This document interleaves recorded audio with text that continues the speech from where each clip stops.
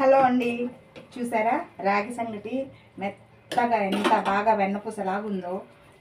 దీనికోసం గంటలు గంటలు వీడియోలు అవసరం లేదండి. నేను సింపుల్గా చెప్తా. ఒక గ్లాస్ రేషన్ బియ్యానికి, అంటే మనకి రేషన్ బియ్యం ఉంటే రేషన్ బియ్యం, లేదంటే మామూలుగా మనం ఏం తింటావే శుభ్రంగా కడుక్కొని 1 గ్లాస్ బియ్యానికి 2 గ్లాసులు నీళ్ళు పోసుకొని కుక్కర్లో పెట్టుకొని హై ఫ్లేమ్ మీద 2 విజిల్లు వచ్చిన తర్వాత మంట తగ్గించేసి ఇంకొకటి లో ఫ్లేమ్ మీద 1 విజిల్ వచ్చిందాక ఉంచుకోండి, లేదంటే అవసరం లేదు. దాని తర్వాత పూర్తిగా ఆవిరిపోయిందాక కుక్కర్ పక్కన పెట్టేసి తీస్తే అన్నం మెత్తగా ఉడికిపోయింది.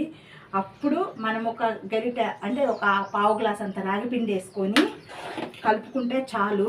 ఏం అవసరం లేదు, ఏ కొలతలు అవసరం లేదు. ఇది ఉడకలేదు, అది ఉడకలేదు, నెయ్యి వేయాలి, ఇవేం అవసరం లేదు.